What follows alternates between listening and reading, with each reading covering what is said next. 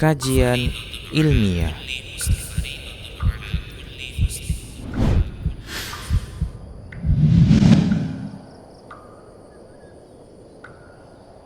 Bismillahirrahmanirrahim. Alhamdulillahirabbil alamin. Wassalatu wassalamu ala Rasulillahi wa ala alihi wa sahbihi ajma'in, amma ba'd. Pemirsa Medan Mengaji rahimani wa rahimakumullah jami'an. Assalamualaikum warahmatullahi wabarakatuh. Alhamdulillah, kita bersyukur kepada Allah Subhanahu wa taala yang telah melimpahkan kepada kita begitu nikmat karunia yang begitu besar dari Allah taala. Allah Ta'ala berikan kita hati yang di atas fitrahnya, yang Allah Ta'ala lahirkan kita di atas fitrah tersebut, sebagaimana Rasulullah SAW, ma min mauludin illa wa yuladu alal fitrah, tidak ada satupun yang dilahirkan kecuali lahirnya itu membawa fitrah. Fitrahnya yaitu beribadah kepada Allah Ta'ala semata. Jadi kalau dikatakan orang lahir dengan membawa fitrah seperti kertas yang suci, kertas yang bersih, maka maksud dari kertas yang bersih itu adalah benar-benar masih murni peribadahannya, ketundukannya, ketaatannya hanya kepada Allah Ta'ala semata.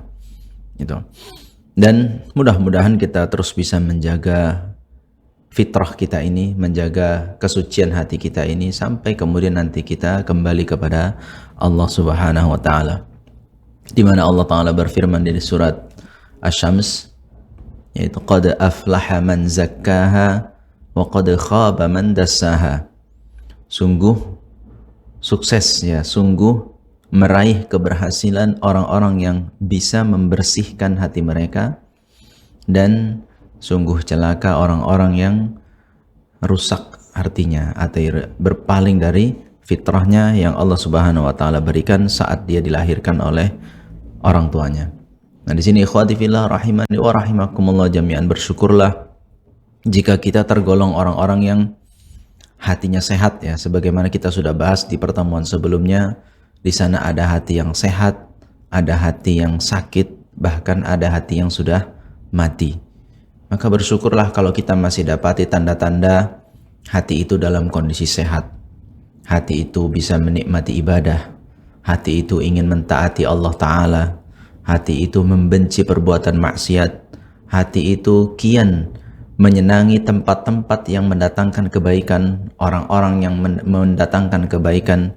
Maka mudah-mudahan ini, dengan kita mensyukurinya, hati kita terus diberikan gizi, diberikan vitamin yang bisa menyehatkannya ya, sehingga benar-benar tumbuh menjadi hati yang sehat, sehingga apapun cobaannya, apapun bentuk godaannya, kita diselamatkan oleh Allah Subhanahu wa taala. Nah, ikhwati fillah rahimani wa rahimakumullah jami'an. Berikutnya penyakit hati yang akan kita bahas, ya ini berarti penyakit hati yang keenam ya. Disebut dengan hasad ya. Ini adalah masyhur ya. Dan ini lumayan cukup panjang, bisa jadi nanti kita bagi jadi 2 episode nih Nul ya, tentang hasad ini, karena memang ini luar biasa. Kerusakan banyak terjadi gara-gara hasad ini. Bukan hanya tertimpa oleh orang-orang yang awam, bahkan sekelas ahli ilmu pun bisa hancur disebabkan hasad ini. Kalau tidak menyadari terkena penyakit ini dalam hatinya, masuknya virus ini sangat halus sekali ya, sehingga bisa jadi orang tersebut sulit untuk mendeteksi apakah dia sebenarnya sedang hasad atau tidak, atau dia justru malah menikmati hasadnya tersebut. Nah ini waliyadzubillah, mudah-mudahan dengan sedikit kita bahas terkait hasad ini, kita bisa mendeteksi bahwa diri kita sedang dirasuki virus hasad, diri kita sedang dirasuki penyakit yang sangat berbahaya, itu bisa merusak hati orang. Nah, ikhwati billah rahimani wa rahimakumullah jami'an, hasad kalau kita terjemahkan ya lebih gampangnya ini persis seperti iri ataupun dengki dalam bahasa kita, yaitu merasa tidak suka ya, merasa tidak nyaman ketika orang lain mendapatkan kenikmatan dari Allah Ta'ala. Dan ini juga berlaku secara umum, baik nikmat itu berupa nikmat ukhrawiyah yang sifatnya untuk akhirat, ataupun nikmat itu berupa duniawi. Ini sama dilingkarkan dalam hal yang sama, yaitu hasad. Dan hasad selain dia benci atau tidak suka kenikmatan terjadi atau terdapat pada orang lain, di sisi lain dia ingin nikmat itu hilang dari orang tersebut. Ya, dia berkeinginan nikmat itu hilang dari orang tersebut. Karena dengan hilangnya nikmat itu, maka hilanglah sakit dalam hatinya. Yaitu rasa marahnya tadi, rasa tidak terimanya tadi pun hilang dari dirinya. Walaupun secara materi atau secara yang terlihat, dia tidak mendapatkan manfaat apapun ketika orang lain kehilangan hasadnya. Nah, ini ikhwati fillah rahimani wa rahimakumullah jami'an, ini adalah bagian pertama dari hasad itu. Dia adalah definisi pertama dari hasad itu. Jadi secara umum hasad ini dibenci. Secara umum hasad ini buruk dan pelakunya bisa terjerumus dalam keburukan dan keburukan. Nanti kita sebutkan beberapa hal, baik dunia maupun akhirat, orang akan rugi ketika dia tertimpa penyakit hasad dan dia memperturutkan hasad itu. Nah, dia akan rugi dunia akhirat. Nanti insya Allah kita sebutkan berapa hal yang menjadi kerugian orang-orang yang memperturutkan hasadnya. Nah, ikhwati fillah rahimani wa rahimakumullah jami'an, maka hasad yang jenisnya adalah iri, dengki, atau tidak suka orang lain mendapatkan nikmat, lalu dia berkeinginan nikmat itu hilang dari orang tersebut, maka ini masuk hasad yang buruk, ya, hasad yang buruk. Walaupun Nabi SAW menyebutkan ternyata di sana ada hasad yang dibolehkan. Ya, kalau kita mau membahasakannya seperti itu, karena sebagian ulama tidak membahasakan hasad yang boleh atau tidak boleh. Ya. Ini berdasarkan sabda Nabi SAW tentang hasad yang dibolehkan ini, la hasada illa fitnain. Tidak boleh hasad kecuali ke dalam dua perkara. Rajulun atahullahu malan fasullata ala halakatihi fil haqqi, wa rajulun atahullahu al-hikmah fahuwa yaqdi biha wa yu'allimuha. Yang pertama yang kita dibolehkan hasad oleh Nabi SAW adalah seorang yang diberi harta, dititipkan harta oleh Allah Ta'ala kepada dirinya, namun dia habiskan harta tersebut di jalan Allah Subhanahu wa Ta'ala. Dia habiskan harta itu untuk cara yang hak, cara yang dibolehkan secara syar'i. Nah, ini adalah hasad yang dibolehkan. Kalau kita melihat ada orang, masya Allah, rezekinya, hartanya itu melimpah ruah, ya kan, bisnisnya kah, penghasilannya kah, dunianya tuh banyak itu, dunianya banyak. Namun ternyata di balik itu dia sangat dermawan. Tidak ada satupun orang fakir kecuali dia bantu, ya. Tidak ada orang yang meminta tolong kecuali dia tolong, ya. Banyak dinas pembangunan masjid kah, pesantren kah, sekolah kah, dia bantu dan lain sebagainya. Dia habiskan uangnya itu, dia salurkan uangnya itu hanya kepada perkara-perkara yang Allah Ta'ala halalkan. Dia gunakan untuk orang tuanya, dia gunakan untuk anak istrinya, dia gunakan untuk membantu orang dan lain sebagainya. Nah, ini patut kita iri. Ya, patut kita iri kepada orang tersebut. Lalu yang kedua adalah seorang yang Allah Ta'ala berikan hikmah. Hikmah ini bisa berupa ilmu, bisa berupa tutur kata yang baik, bisa berupa akhlak yang mulia, dan lain sebagainya. Seorang yang Allah Ta'ala berikan hikmah, lalu dia berlaku atau beramal dengan ilmu tersebut, dan dia pun mengajarkannya kepada orang lain. Nah, ini juga patut kita iri kepada orang tersebut, dan ini dikecualikan oleh Rasulullah sallallahu alaihi wasallam. Nah, ikhwati fillah rahimani wa rahimakumullah jami'an, hasad yang jenisnya seperti ini diistilahkan dengan ghibthah. Jadi tidak disamakan seperti hasad, ya. Langsung dia diberikan makna khusus, yaitu ketika irinya ini kepada orang-orang yang dermawan, irinya ini kepada orang-orang yang berilmu, diberi nama dengan ghibthah, ya. Karena apa? Ini unsurnya hanyalah ingin meraih seperti yang orang itu sudah raih, yaitu ingin meraih keilmuan seperti dia, ingin meraih kedermawanan seperti dia, hanya sampai ke level itu. Dan dia tak berharap pula ilmu orang tersebut hilang, hikmah yang ada pada dirinya hilang, atau sifat dermawan orang tersebut hilang. Nah, ini nggak sampai kepada level itu. Dia level hanya ingin mencapai seperti pencapaian orang-orang tersebut dalam kedermawanannya dan juga dalam keilmuannya. Nah, ini disebut dengan ghibtah, ya. Begitu ikhwati fillah rahimani wa rahimakumullah jami'an. Maka tidak boleh ada hasad kecuali kepada hal ini, khususnya apalagi hasad yang terkait dengan urusan dunia, kan gitu. Tangga beli kulkas, tangga ganti HP, ke tangga teman punya ini, ganti baju, ganti kendaraan, segala macam. Nah, ini tidak layak kemudian kita hasad dengan hal itu, karena urusannya hanya urusan duniawi. Nah, begitu. Nah, ikhwati billah rahimani wa rahimakumullah jami'an. Maka kalau kita meluaskan lagi pembahasan kita terkait ghibtah tadi, ya. Ini kita hasad yang dibolehkan dulu. Terkait dengan ghibtah tadi, hasad yang dibolehkan, maka hal-hal yang sifatnya kita ingin meraih untuk kampung akhirat kita orang lain mungkin terampil dalam Al-Qur'annya, mungkin hebat dalam hafalannya, mungkin dia istiqomah dengan sholatnya dan sholat sunnahnya, dengan puasanya, dengan zakatnya dan lain sebagainya. Ini secara umum dibolehkan, ya. Secara umum hal-hal yang bisa orang menyemangati dirinya menuju surganya Allah Subhanahu wa taala, maka hal ini dibolehkan kita untuk berlomba-lomba.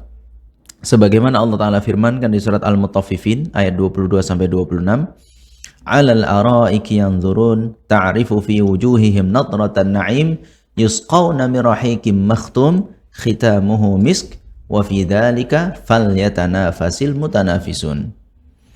Mereka penduduk surga, ya, ketika mereka sudah masuk surga, mereka itu duduk-duduk di atas seperti apa, ya? Araik itu tempat duduk orang Arab itu loh. Dipan, ya. Ya, dipan lah. Dia nggak pakai kaki. Ya, kalau nggak pakai kaki, dia hanya seperti sofa tapi nggak pakai kaki, lalu duduk. Karena kan panjang, kemudian agak lebar, lalu ada tempat sandaran tangannya. Wah, santai lah, arah-arah raja-raja gitu dia. Ya, mereka begitulah perilaku orang di surga nanti, nyantai aja, nggak ada sibuk-sibuk lagi, nyantai, tengok-tengok. Alal araiki yanzurun, mereka di atas araik itu saling melihat satu yang dengan yang lain. Kemudian ta'rifu fi wujuhihim nadratan na'im, nampak dari wajahnya itu cahaya orang yang sedang enak gitu, sedang menerima nikmat yang begitu besar. Gak ada di surga nanti itu mukanya masem, kusut, suntuk, pening, bingung, gak ada.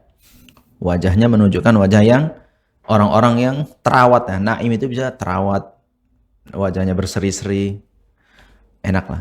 Yusqawna min rahiqim makhtum, dan mereka diberi minuman dari rahiqim makhtum, salah satu mata air nanti di surga. Khitamuhu misk, ya. Mereka itu penuh dengan wewangian, aromanya itu wangi. Wa fi dzalika, ini yang kita garis bawahi, wa fi dzalika falyatanafasil mutanafisun, dan untuk hal itu dan dalam hal itu silahkan kalian berlomba-lomba. Silahkan kalian berlomba-lomba. Karena dalam perlombaan itu kan hakikatnya hasad. Berlomba itu hakikatnya hasad. Kita nggak suka orang jadi juara satu, maunya kita yang juara satu. Ya otomatis nggak mungkin berdua juara satunya, pasti dia juara dua. Jadi dalam musabaqah itu pun syarat dengan hasadnya. Musabaqah itu syarat dengan hasad. Maka musabaqah yang diperbolehkan ke arahnya untuk mengarahkan orang mengejar akhiratnya, ya, mengejar akhiratnya untuk lebih banyak hafalannya, untuk lebih banyak pengetahuan agamanya, gitu. Ini diperbolehkan kalau kita berlomba-lomba, lebih banyak sedekahnya, gitu, dan lain sebagainya. Nah, hal ini juga kita bisa dapati dahulu, ya, ketika terjadi antara Umar bin Al-Khattab radhiyallahu anhu dengan Abu Bakar As-Siddiq radhiyallahu anhu.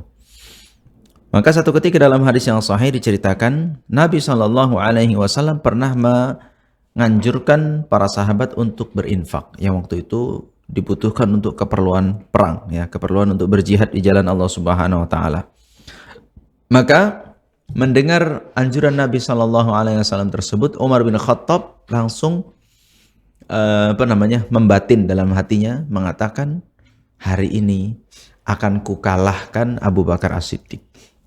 Karena apa? Dia berazam akan berinfak separuh aset hartanya semua. Separuhnya. 50% dari seluruh jumlah hartanya dia infakkan ke jalan fisabilillah. Dia sangat pede karena ya jarang-jarang ya ada orang berani infak itu 50% dari asetnya. Pernah dapat orang kayak gitu Bang Rid? Orang infak sampai 50%. Jadi kalau punya asetnya jumlahnya 1 miliar, 500 juta yang keluar. Biasanya dia nggak ngasih tahu, Ustaz. Biasanya nggak tahu ya. Diam-diam. Allah alam ya gitu kan. Jarang-jarang. Walaupun saya yakin masih ada orang-orang yang seperti ini kan. Misalnya di kantong ada 100 ribu nih, betul-betul. Cuma 100 ribu. Ada kota infak lewat, diberikan 50 ribu. Itu Masya Allah. Itu Masya Allah, luar biasa ya. Kalau ada orang 1 juta di kantongnya, infaknya 50 ribu, biasa ya. Masih 5% doang itu kan itu. Masih 5%-nya saja. Tapi kalau di kantongnya cuma 100 ribu, yang keluar infaknya 50 ribu, itu udah 50% Mas. Walaupun nilainya, angkanya sama, tapi nilainya berbeda gitu. Nah, Umar bin Khattab waktu itu menyerahkan separuh hartanya. Maka ketika ditanya oleh Rasulullah SAW, ya Umar, banyak sekali kan itu, banyak sekali infakmu hari ini. Ini kata Umar bin, ya ini adalah separuh hartaku semua. Gitu. Jadi apa yang kamu sisakan untuk keluargamu? Udah. 50%-nya lagi, separuhnya lagi itulah untuk anak istriku. Oh, taib. Tak lama kemudian datang Abu Bakar As-Siddiq, bawa juga harta yang banyak, diletakkan semua kepada Rasulullah SAW. Apa kata Rasulullah? Jadi ada nggak nih lagi sisanya untuk keluarga di rumah? Yang engkau sisakan untuk keluargaku di rumah hanyalah Allah Ta'ala dan Rasulnya. Artinya habis tabungannya semua, simpanannya digotong semua ke hadapan Rasulullah SAW. Kendaraan-kendaraannya semua dibawa ke hadapan Rasulullah SAW. Apa yang kamu tinggal? Cuma Allah Ta'ala dan Rasulnya. Maka Umar bin Khattab waktu itu mengatakan, aku tidak akan pernah bisa melampaui amalnya Abu Bakar As-Siddiq ya. Radhiyallahu anhuma. Nah, ini ikhwati fillah rahimani wa rahimakumullah. Jadi kita perhatikan, adakah iri pada diri Umar bin Khattab waktu itu? Ada, ya kan? Ada, iri. Kenapa kok selalu Abu Bakar As-Siddiq ini nomor 1 kan gitu kan? Dekatnya dengan Rasulullah SAW nomor 1, ya kan? Dalam hal-hal lain dia selalu diutamakan. Dalam beribadah ini dan itu selalu Abu Bakar As-Siddiq, ya kan? Pernah pagi-pagi itu kan Abu Bakar As-Siddiq sedekah iya, kunjungi orang sakit iya, puasa iya, ngantar jenazah juga iya. Baru subuh udah 4 hal ini dilakukan oleh Abu Bakar As-Siddiq. Yang lainnya pada geleng-geleng. Pagi-pagi udah ngunjung orang sakit, siapa pula gitu kan. Dia puasa. Sebelum berangkat ke masjid ngunjungi orang sakit dulu. Kebetulan ada jenazah yang meninggal, dia bantu di sana. Kemudian dia bersedekah juga di pagi itu. Masya Allah. Ya kan luar biasa artinya. Begitulah Abu Bakar As-Siddiq. Nah, di diri Umar bin Khattab tuh ada hasad, ya kan? Ada hasad waktu itu, cemburu dengan amalnya Abu Bakar As-Siddiq. Tapi apakah Umar dicela oleh Rasulullah SAW? Tidak, ya, tidak. Karena ini secara umum mereka adalah orang-orang yang berlomba untuk memperbaiki akhiratnya, berlomba untuk benar-benar menjadi yang terdepan. Bukankah ini seperti yang kita doakan kepada Allah Subhanahu wa taala, Rabbana hab lana min azwajina wa dzurriyyatina qurrata a'yun waj'alna lil muttaqina imama. Ya kan? Ya Allah, berilah kepada kami, istri-istri kami atau pasangan-pasangan kami dan anak keturunan kami, mereka itu penyejuk mata, ya. Mereka itu penyejuk mata dan jadikanlah kami imam, atau bahasa lainnya yang terdepan bagi orang-orang yang bertakwa. Nah, di sini adalah anjuran untuk berlomba-lomba menjadi yang terdepan, ya, dalam urusan memperbaiki akhirat kita. Nah, itu dibolehkan. Nah, jadi yang dicela itu dalam urusan dunia. Urusan dunia, orang punya motor, orang punya mobil, orang bangun rumah, orang ganti pakaian dan lain sebagainya, lalu kita iri, ini nggak cocok, ya, ini tidak tepat. Hal-hal seperti itu justru Nabi SAW menganjurkan, unduru ila man huwa asfala minkum wala tanzuru ila man huwa fawqakum fa innahu ajdaru alla tazdaru ni'matallahi 'alaikum. Dalam urusan dunia, lihatlah orang yang levelnya lebih rendah daripada kalian. Jangan kalian lihat orang yang levelnya lebih tinggi daripada kalian. Karena dengan hal itu lebih memudah bagi kalian untuk tidak termasuk orang-orang yang mencela nikmat yang Allah Ta'ala berikan kepada kalian. Nah ini ya ikhwati fillah, rahimani wa rahimakumullah jami'an. Ya. Kalau untuk urusan dunia kita nggak patut iri. Ya sudah biar aja. Kalau memang pengen ya minta kepada Allah Ta'ala, ya Allah, berilah aku begini dan begitu, berilah aku rumah, berilah aku kendaraan, berilah aku pekerjaan, dan lain sebagainya. Nah kalau begitu minta aja langsung kepada Allah Ta'ala tanpa memperturutkan hasadnya. Dan ikhwati fillah rahimani wa rahimakumullah jami'an,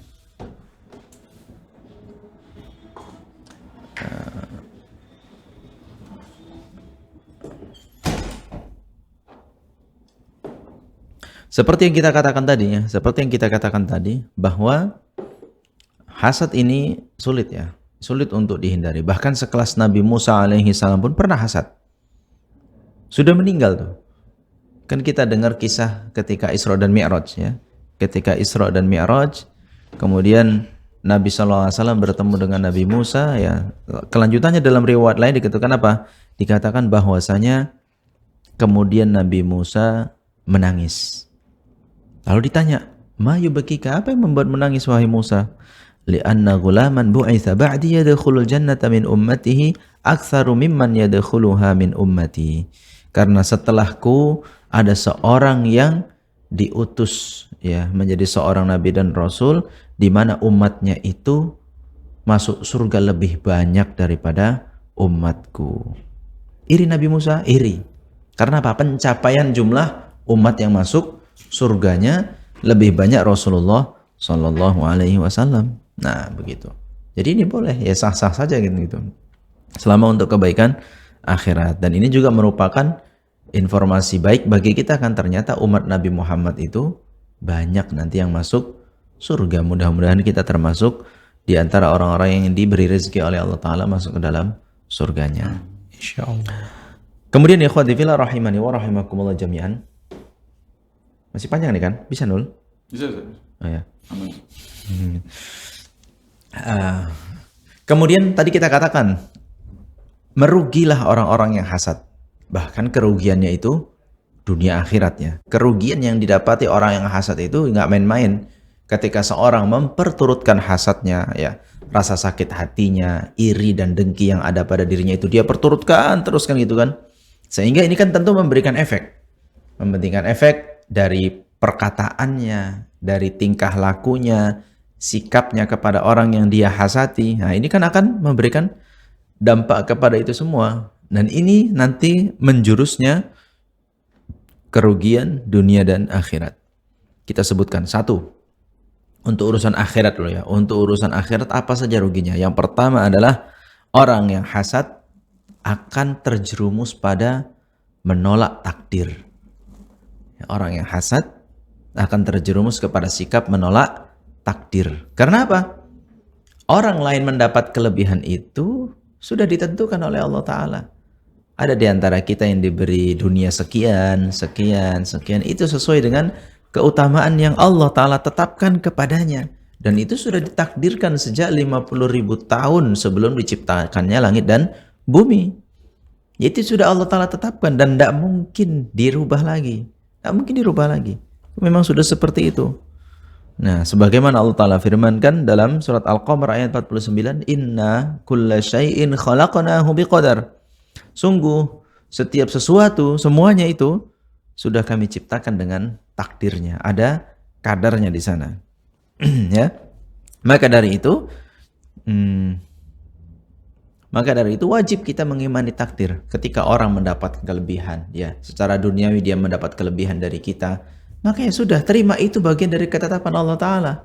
Ikut bahagia saja dengan hal itu. Alhamdulillah, ternyata dia diberi titipan yang lebih banyak oleh Allah Subhanahu Wa Ta'ala. Dan kita seperti ini, ya sudah qanaah. Ya tadi, qanaah, menerima takdir yang Allah Ta'ala tentukan. Kita dapat berapa, orang lain dapat berapa. Lalu yang kedua, ya, Ya. Lalu yang kedua adalah orang yang hasad itu sikapnya nanti jadi mirip seperti orang-orang musyrik. Ya. Bahkan mirip seperti orang-orang munafik. Sikapnya nanti ya, efeknya itu dia bisa seperti menyerupai orang-orang musyrik dan orang-orang munafik. Dari sisi mana? Dari sisi menginginkan keburukan terjadi kepada orang-orang yang beriman. Ya, orang musyrik kan begitu, orang musyrik, orang-orang munafik selalu ingin keburukan yang terjadi kepada kaum muslimin. Maka orang yang hasad pun sama seperti itu, dia hasad kepada saudaranya sesama muslim, ia ingin keburukan terjadi kepada sahabatnya agar nikmatnya tadi hilang. Ya, walaupun nggak pindah kepada dirinya nikmat tersebut, tapi dia ingin nikmat itu hilang. Ini kan keburukan. Ini kan bahaya bagi orang yang dihasatinya. Maka dari sisi ini mereka itu mirip. Nah, sebagaimana Allah Ta'ala firmankan ini sikap orang-orang munafik dan orang-orang musyrik ini di dalam surat Ali Imran ayat 120. In tamsaskum hasanatun tasu'hum wa in tusibaka musibatun wa in tusibakum sayyi'atun yafrahu biha. Kalau kalian mendapatkan kebaikan, maka mereka orang-orang musyrik itu merasa susah, ya kan? Merasa sulit. Ya, orang-orang beriman mendapatkan kebaikan, maka mereka merasa susah. Tapi sebaliknya, jika kalian tertimpa keburukan, mereka gembira. Mereka bersenang-senang dalam hal itu. Nah, ini ya, ikhwati fillah rahimani wa rahimakumullah jami'an, hati-hati. Ya. Jadi mirip-mirip tuh orang hasad, mirip-mirip seperti orang-orang musyrik dan orang munafik dari sisi menginginkan keburukan terjadi kepada orang-orang yang beriman. Kemudian yang ketiga, orang yang hasad ini akan menjadi pasukan iblis. Dari sisi mana? Dari sisi dia menginginkan keburukan tadi. Ketika orang memperturutkan hasadnya, maka untuk dalam rangka merusak nikmat yang ada pada orang lain, bisa saja dia menghasut orang, ya kan, menceritakan hal-hal yang buruk atau melakukan keburukan-keburukan yang itu terkategorikan sebagai perbuatan maksiat. Ya justru nanti orang ini akan diperbudak oleh iblis. Dia akan menjadi pasukannya iblis. Iblis akan sangat mudah sekali menggodanya untuk melakukan keburukan-keburukan untuk mensukseskan misi hasadnya tadi. Wah, kamu hasad ya? Kamu nggak suka ya dia dapat nikmat seperti itu? Kamu nggak suka ya? Gimana caranya? Kita hilangin, kita hancurkan dia. Gini caranya. Iblis kasih ide nanti. Omongin kayak begini, sebarkan berita ke orang begini. Wah, dia tuh nyolong itu. Wah, dia ngepet itu. Wah, dia piara tuyul itu. Segala macam kan nanti. Lalu ketika jumpa orangnya, cuekin aja, nggak usah salam segala macam, lakukan keburukan, ya kan, kempesin ban mobilnya, segala macam akan dilakukan kalau orang sudah hasad itu sudah hampir tertutup itu pikirannya nanti. Nah, karena dia akan dikuasai oleh iblis. Maka hati-hati ya, hati-hati. Awalnya memang hasad, tapi berikutnya Anda akan diperbudak oleh iblis melakukan rencana-rencana buruk iblis terhadap orang-orang yang beriman. Kemudian yang keempat, hasad itu menyebabkan juga perpecahan di antara orang-orang yang beriman. Ya. Ini menyebabkan perpecahan di antara orang-orang yang beriman. Padahal Allah Ta'ala perintahkan kita untuk bersatu. Ya kan? Allah Ta'ala perintahkan untuk bersatu dan persatuan itu dibangun di atas kasih sayang.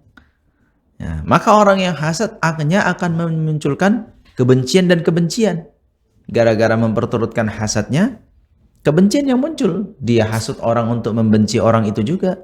Dia hasut yang lain lagi. Jadi banyak terjadi kebencian-kebencian yang muncul di antara orang-orang yang beriman. Ya, sementara dari surat Al-Fatah ayat 29 Allah Ta'ala gambarkan orang yang beriman itu ruhama'u bainahum. Mereka adalah orang yang berkasih sayang di antara mereka sendiri. Orang-orang beriman itu saling berkasih sayang antara satu dengan yang lainnya. Maka ikhwati fillah rahimani wa rahimakumullah jami'an, hati-hati. Sikap hasad itu jika diperturutkan malah justru akan menyebabkan perpecahan, ya, menyebabkan persatuan kaum muslimin itu menjadi hancur, gitu, karena kebencian-kebencian yang muncul. Lalu yang kelima, ya, yang kelima itu orang yang hasad akan diazab oleh Allah Ta'ala di akhirat, ya tentu. Di mana orang yang hasad ini tentu akan terjatuh dalam perbuatan maksiat dan maksiat. Ya, dia berjadi dari satu maksiat ke maksiat yang lain. Nah, hati-hati, ini akan menumpuk dosa, ya kan gitu. Bisa saja hasad Anda itu tersalurkan, sukses lah gitu terlaksanakan, tapi dengan hal itu Anda sudah Mungkin banyak terjatuh dalam maksiat ini dan itu, dan mungkin bisa jadi sulit Anda untuk bertaubat. Karena apa? Bisa jadi itu berkaitan dengan hak orang lain, berkaitan dengan kehormatan orang lain. Nah, kalau Anda hancurkan itu, tidak cukup taubat, nggak cukup istighfar hanya kepada Allah Ta'ala saja. Anda harus minta maaf. Anda harus selesaikan pertikaian yang terjadi.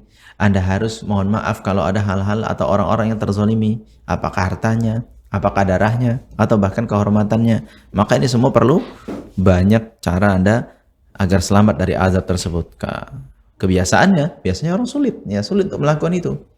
Minta maaf, ya kan, memperbaiki pertikaian segala macam itu bukan hal yang mudah. Maka lebih baik dihindari kan, lebih baik dihindari daripada kita terjurus kepada perbuatan-perbuatan yang menyebabkan taubat kita menjadi sulit. Lalu yang keenam ini terakhir dari urusan akhiratnya adalah orang yang hasad itu sama saja dia menghadiahkan pahalanya untuk orang yang dihasatinya. Dari sisi mana? Karena sudah dizolimi. Ya, dizolimi. Orang yang hasad itu kan akan cenderung kepada menzolimi orang yang dihasatinya. Apakah merusak nama baiknya, atau menghilangkan hartanya, atau melakukan upaya-upaya yang mengganggu orang tersebut. Nah, ini yang dizolimi akan mendapatkan sumbangan pahala dari orang yang menzoliminya. Nah, hati-hati, ya kan, disebabkan hasad tersebut banyak kezoliman yang bisa Anda lakukan terhadap orang yang dihasati itu. Ya, dari sisi kehormatannya, ya, entah digibahin segala macam di sana, ya udah ente sama saja sudah menghambur-hamburkan pahala yang nggak seberapa, pahala kita yang terbatas itu berikan kepada orang lain. Ya kan? Atau merusak hartanya, Anda sudah menzoliminya. Gitu. Dari sisi itu dia hanya akan menghabiskan pahalanya sendiri untuk orang yang dihasati. Lalu apa untungnya gitu? Apa untungnya? Nggak ada kayaknya. Nggak ada orang yang hasad secara hitung-hitungan akhirat, nggak ada untungnya sama sekali. Justru satu kerugian, dua kerugian, dan kerugian-kerugian seterusnya yang akan menimpa orang tersebut. Nah, begitu ya ikhwati fillah rahimani wa rahimakumullah jami'an. Lalu kerugian dari sisi dunianya. Apa saja kerugian dari sisi dunia orang yang hasad ini? Yang pertama adalah orang yang hasad hidupnya nggak tenang. Orang yang hasad hidupnya nggak tenang. Kenapa? Hatinya akan gelisah terus. Ya kan, kawan ganti kendaraan misalnya, motornya yang dulu biasa sekarang udah ganti kendaraan baru. Awak belum ganti juga, wah nggak terima. Kan nggak suka itu kan, itu dongkol terus selama sepeda motor itu masih ada sama orang itu dan terlihat dan terdengar. Itu selalu hasad itu nggak bisa hilang. Gondoknya itu kata orang Medan ya, gondoknya itu nggak hilang-hilang gitu kan. Gondok aja kan. Jumpa nggak jumpa itu, nggak jumpa gondok gitu. Jumpa gondok, nggak jumpa ada orang cerita makin gondokan gitu kan. Wah, asik dia aja pun diceritain. Gondok, nggak siap-siap. Jadi sakit ini hatinya nggak hilang-hilang. Apalagi orang tersebut bukannya bukannya sepeda motornya berkurang atau sepeda motornya balik seperti yang lama, tidak. Malah beli sepeda motor yang baru lagi, malah anaknya dibelikan lagi, malah rumahnya ganti lagi segala macam. Gondoknya kan makin tebel itu kan. Nah, ini justru malah hanya memberikan penyakit secara fisik kan gitu kan. Orang kalau sudah sakit jantungnya itu, debar jantungnya sudah nggak beres, nggak normal, ini justru akan macam-macam. Yang rematik lah, yang asam urat lah, yang darah tinggi lah, segala macam. Ini juga malah justru memberikan banyak penyakit pada fisiknya. Karena dia sudah yang gundah gulana, yang gelisah, yang sedih, dan lain sebagainya itu terus menghinggapi dirinya selama hasad itu tidak bisa dia hilangkan. Lalu yang kedua ini juga yang terakhir, dua hal ini saja yang sangat nampak ketika orang hasad ruginya di dunia adalah yang kedua, orang yang hasad ini justru bisa jadi mengharapkan sesuatu yang buruk terjadi pada dirinya. Dari sisi mana? Dari sisi misal orang bertambah hartanya, bertambah asetnya, bertambah beli tanah itu kan sekian hektar lagi, atau punya kebun, atau punya apa lagi itu, dia bertambah hartanya. Lalu kita pengen itu hilang dan pengen punya dapat seperti dia. Belum tentu ketika Anda dititipi harta sebanyak dia, Anda akan selamat sebagaimana dia selamat. Gitu kan? Orang mungkin diberikan harta lebih karena Allah Ta'ala memberikan kebaikan untuk orang tersebut. Dia diberi harta lebih tapi membantunya juga lebih banyak. Ya, banyak anak yatim yang dia biayai, banyak orang-orang yang dia bantu, banyak keluarganya yang butuh bantuan dia, dan lain sebagainya. Sementara kalau di kitanya, kita hasad, lalu taruhlah Allah Ta'ala berikan seperti yang Allah Ta'ala berikan kepada dirinya, belum tentu kita bisa menghabiskan harta itu seperti dia menghabiskan hartanya. Justru malah kita buat foya-foya, kita buat ya na'udzubillah dalam rangka bermaksiat kepada Allah Ta'ala. Ini kan sama saja meminta sesuatu yang mendatangkan celaka kan itu kan, menyebabkan kebinasaan di diri kita sendiri. Maka sudah, ya balik lagi tadi ke bawah takdir Allah Ta'ala itu ketika Allah Ta'ala tetapkan untuk orang-orang yang beriman, itulah yang terbaik untuknya. Orang diberi kelebihan harta, orang diberi dunia yang banyak, itulah yang terbaik untuk dia. Kita mungkin di sisi orang yang kurang diberikan harta segala macam, itulah yang terbaik untuk kita. Justru dengan kekurangan itu iman kita menjadi kokoh. Ya kan, iman kita menjadi kokoh. Orang itu pun begitu, diberi banyak, itulah imannya juga menjadi tambah kokoh. Itu sesuai dengan Allah yang sudah Allah Ta'ala berikan terbaik untuk orang-orang yang beriman. Nah, jaga hati-hati dengan hasad lalu pengen seperti orang yang dihasati. Belum tentu ketika kita diberikan sebanyak dia, lalu kita pun bisa baik dalam mengelolanya sebagaimana dia sudah pandai mengelolanya di jalan yang hak, di jalan Allah Subhanahu wa taala. Nah, itulah ikhwati fillah rahimani wa rahimakumullah jami'an, kerugian-kerugian yang terjadi pada orang-orang yang hasad ya. Tapi kayaknya ini dulu ya. Kedepannya kita akan bahas cabang dari hasad ini ada namanya ain. Efek dari hasad ini ada cabangnya adalah ain. Yang ain ini Masya Allah bisa menyebabkan orang bahkan bisa sakit, demam, atau bahkan meninggal. Dan ain itu ternyata bukan kepada fisik saja. Harta kita, ya benda-benda mati, hewan ternak, ya kan, harta benda itu bisa juga ketika ada ain itu jadi hancur. Nah, nanti kita bahas ya, insya Allah di pekan yang ada kaitannya antara hasad dengan ain dan bagaimana kita membentengi diri dari ain seperti itu atau membentengi diri dari sikap hasad. Ya, demikian. Wallahu a'lam bishawab.